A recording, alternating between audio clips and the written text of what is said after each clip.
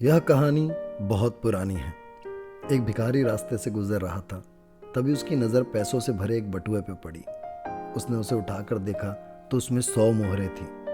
उसने सोचा, मुझे इसे राजा के कोष में जमा करवा देना चाहिए। यह सोचकर वो राजा के महल की तरफ निकल पड़ा। अभी वो कुछ आगे गया ही था कि उसे एक व्यक्ति मिला और उससे बोला, ये मेरा बटुआ है, तुम इसे मुझे लौटा दो। इनाम के तौर पे मैं बटुए में रखा आधा धन तुम्हें दे दूंगा। यह सुनकर भिखारी ने उस राहगीर को बटुआ दे दिया। राहगीर कुछ चालाक लगता था। उसने जैसे ही बटुए को देखा तो उसने भिखारी से बोला, इसमें 200 मोहरें थी, इसका मतलब 100 तुमने पहले ही ले ली।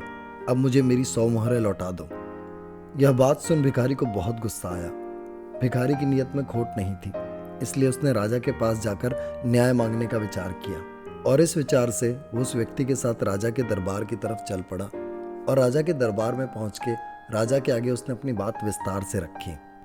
राजा ने सारी बातें ध्यान से सुनी और उसने ये तय किया कि यह राहगीर गलत है, क्योंकि भिखारी तो अपना धन वैसे ही राजकोष में जमा करवाने आ रहा था। उसके मन में उस धन को लेकर कभी लालच ना थी।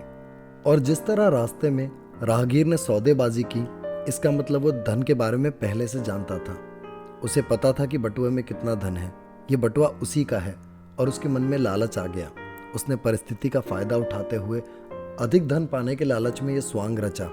राजा ने उस व्यक्ति को सबक सिखाने के लिए आधा धन भिखारी को दे दिया और आधा राजकोष में जमा करा दिया और उस व्यक्ति से कह दिया कि ये बटुआ उसका नहीं, जब उसका बटुआ मिलेगा तब उसे वापस करवा दिया जाएगा। इस तरह राहगीर को लालच के फलस्वरूप खुद का धन भी वापस ना मिला।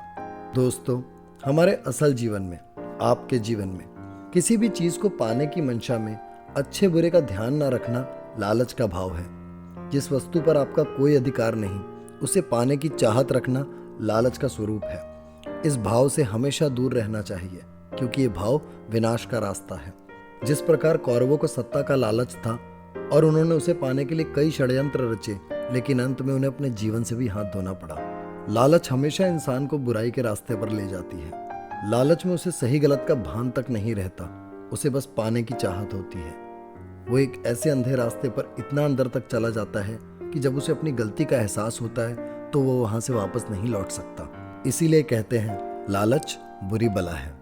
सबके दिल में शोरगुल और भूचाल लगता है, देखो तिजोरी भर के भी मनुज कंगाल लगता है। आशा करता हूँ ये कहानी आपके जीवन में कोई भूमिका निभा पाए। आप देख रहे हैं निश्वसिता। ऐसी ही प्रेरक कहानियों के लिए जुड़े रहें निश्वसिता से। शेयर करें, सब्सक्राइब करें, ताकि प्रेरणा सब तक पहुंचे। धन्यवाद।